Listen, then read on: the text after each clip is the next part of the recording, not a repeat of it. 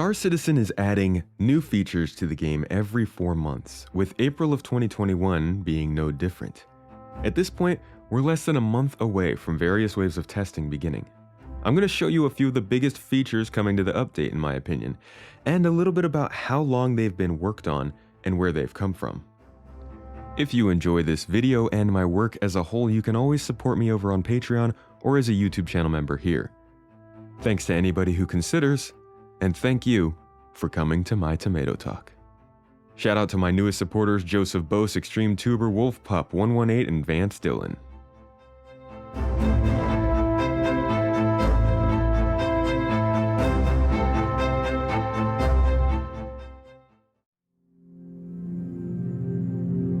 Now, I could be wrong. I don't know everything. But the first time I think we ever saw ships docked in Star Citizen was March 16th of 2017. This was an interesting period in Star Citizen's development. Many new technologies were being shown off during that year of 4 different weekly shows and hours of content. But much of it was kept in the background and worked on in silence. Or if you ask people, they were lies and are never happening. Docking was one of those things. It's a very distinctly sci-fi experience, one that almost anybody with an ounce of love for space is aware of. I mean, we are already doing it with our own ships in orbit, and it's one of the most exciting times in the spaceflight process. So why did it take so long? Well, there are a couple reasons that I know of, one obviously being the shifting of priorities. It just wasn't a crucial feature of the game until larger ships began to become more prevalent and there were less places to restock and refuel them. The other reason was physics grids.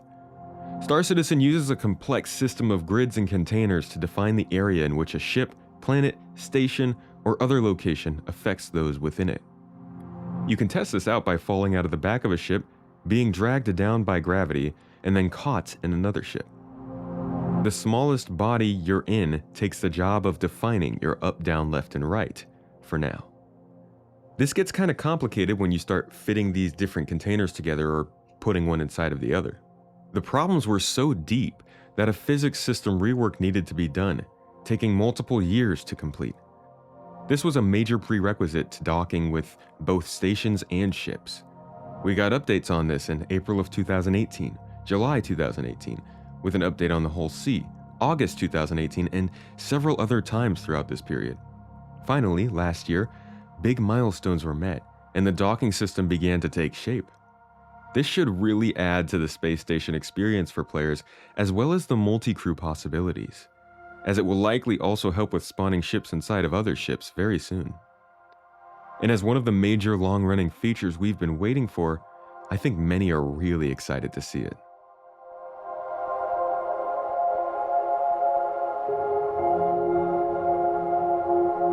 The idea of naming ships was first introduced in 2013, with a poll asking the community how they want ship names to be handled. The majority of the community voted on first come, first serve. But since then, things have changed a bit.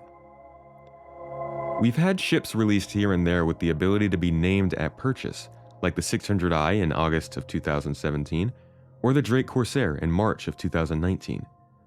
But these names were never applied, and the majority of the community could not take part in the fun of it. While we don't know much about how the feature will work currently, we do know a few things. The ship names will be unique for each series, so a Mercury Star Runner can have a name that is also the exact same on a Drake Corsair, and the name will always be stuck with that ship unless you remove it. So famous ships can be passed down or traded for other items. And there's also a character limit of 32.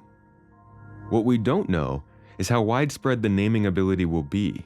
Will it be for every ship or just the ones who have already been nameable? Will they be visible on the ship and in the radar in 313? How will the serial numbers work? There are still questions to be answered and details that I'm sure will be revealed in an episode of Inside Star Citizen very shortly. Of course, I'll be sticking to names from the Culture novels or the Halo series, as those are my favorite ways of naming ships. And the public ships that we use in my new organization, the Garden Interstellar Initiative, will most likely be sticking to that naming convention as well. One thing is for sure. This has been a long-wanted feature that I believe needed some back-end support to save and properly display all custom information. It will go a long way in not only personalizing ships, much like the next feature we'll talk about, but also incentivizing players to stick to their ship rather than constantly trading them around.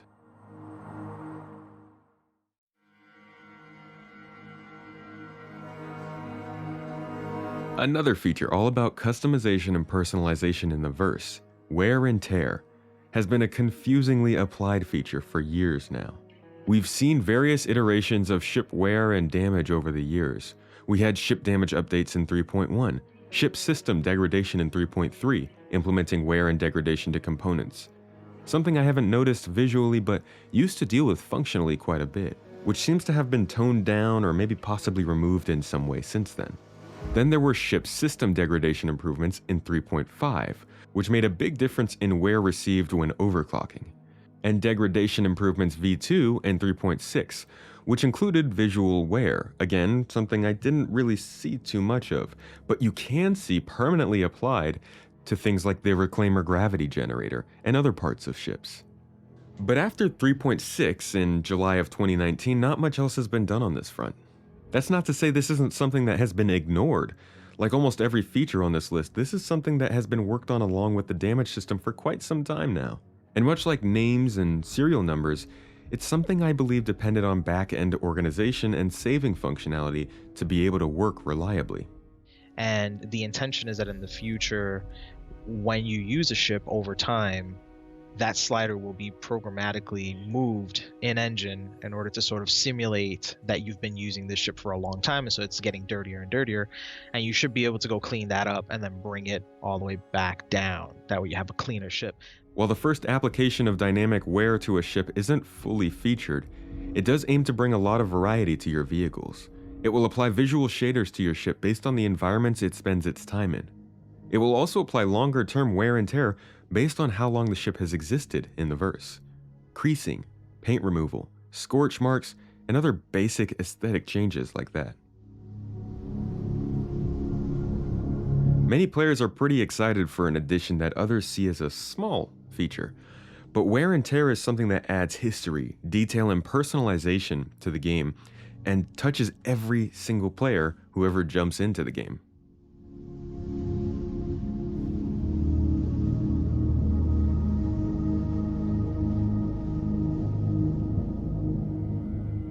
As of 2021, the first star system in the game is all but complete at its core. Many game system and back-end services are still needed to fulfill the true vision of the game, but the primary testing ground for Star Citizen is in the home stretch, and 2 more systems are not far behind. As these moons, planets, and systems are developed, retroactive improvements will always need to be made to older assets. With the initial version of Planet Tech completed and receiving polish, the entirety of Star Citizen needs to receive its glow up to make sure it lives up to the standards of the immediate future systems. You can actually learn more about the development and history of this Planet Tech in my own video up in the corner or down in the video description. But this polish pass on the system is coinciding really nicely with 2 new location-based features as well.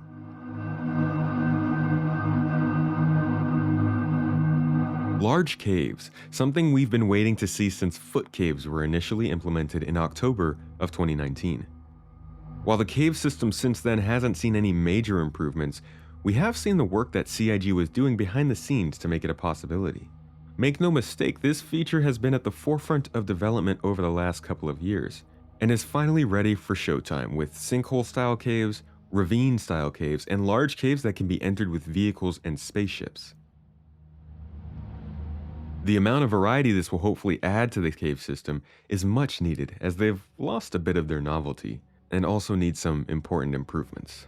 Whether those improvements will be included in this update is unknown though, and there are a couple things that I hope, but can't confirm, will be included. Rappelling down steep cave walls will most likely not be included, but it's an idea that CIG has entertained and is experimenting with, and I think we can look out for it later. Ice caves are another thing we were meant to receive but were put on the back burner until a later date. It would be nice to find icy surfaces or even bodies of water in these large underground locations. I'm hoping more caves are also brought into the verse, and while this is something that probably won't happen until later when scanning is improved, I hope that we can find these caves through scanning so that we don't need to use beacons or other missions to find them, but can rather naturally explore and find these locations. And for the future, I'm really hoping AI and ground installments come soon so we can start to encounter NPCs in caves, either human or otherwise. The other feature is an asteroid rework, using the new organic asset workflow. This will bring more variety to space, particularly in areas that depend on asteroids to build their atmosphere, like the Yela asteroid belt and the Aaron Halo belt. While we haven't received much info about this in the past, I can only hope this will introduce massive asteroids, hollow asteroids, and landable asteroids that will encourage more exploration. The cherry on top would absolutely be mineable nodes or veins that we could strip mine from the asteroids rather than just mining the asteroids themselves. Again, encouraging exploration, discoverability, and diversifying the mining experience. But don't get your hopes up for that in this update. The progress tracker shows that this is just an art pass.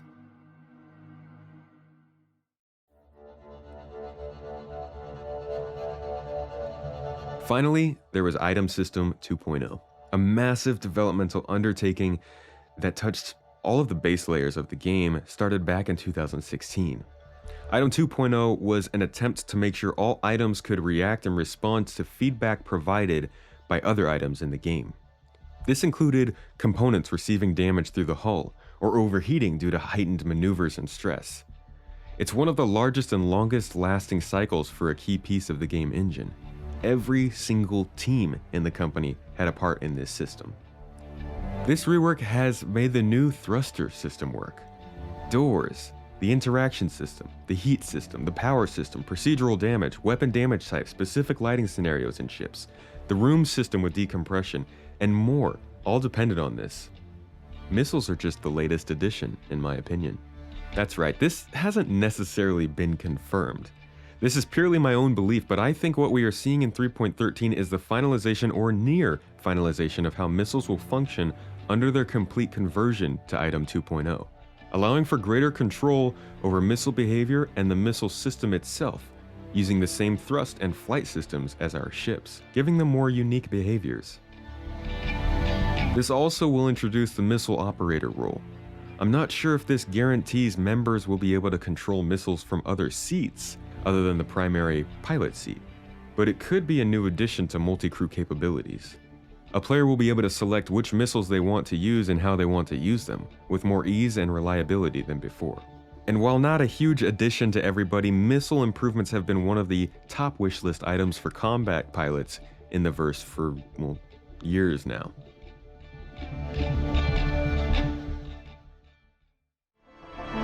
I think it's good to focus on these large features that we know have been worked on for a while, as you'll always come across those who believe these features are forgotten or were just pushed aside to never be made. It's good to notice when those same features do pop back up and are completed.